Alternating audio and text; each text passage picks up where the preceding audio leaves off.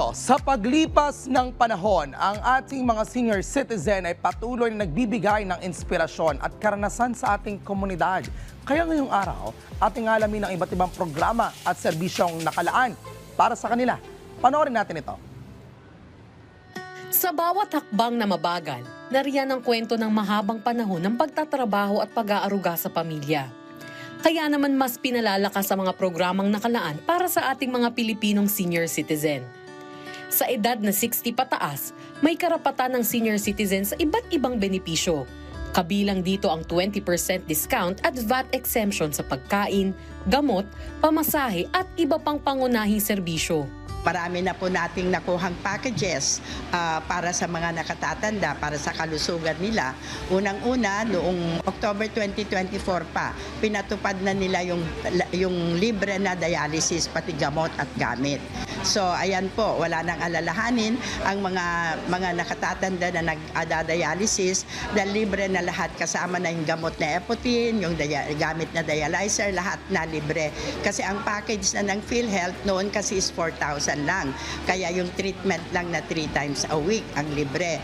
Pero ngayon, lahat na. Kasi 6,350 na ang package ng dialysis. Kaya libre na lahat, pati gamot at gamit. Tapos meron na yung YAKAP program ng PhilHealth. Ito ay ito yung project ni First Lady noon na konsulta. Pinalawak lang ng PhilHealth at may kasama ng libreng gamot. So ngayon, itong YAKAP program ay libre konsultasyon, libre laboratories at may kasama pang libreng gamot na 20,000 a year. Sa kasalukuyan ay may social pension for indigent senior citizens, ngunit isinusulong sa Senado ang House Bill No. 10423 o ang Universal Social Pension kung saan saklaw nito ang lahat ng senior citizen, hindi lamang ang mga indigent. Nakikita ko itong taon na ito ay makukuha na ng mga senior citizens ang Universal Social Pension.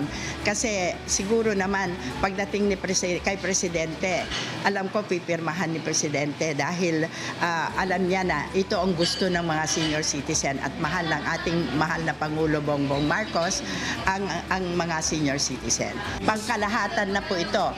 Pangkalahatan na, wala na pong pili-pili, wala na pong lista-lista. So importante po na magpa-register kayo kung hindi nyo kayang magpa-register sa National Commission on Senior Citizen, pwede na po sa OSCA ng inyong bayan. Ang mga programang ito ay patunay na ang ating mga senior citizen ay hindi nakakalimutan at sila ay pwede makipag-ugnayan sa OSCA at DSWD dahil ang pag-aalaga sa nakatatanda ay paggalang sa ating pinanggalingan.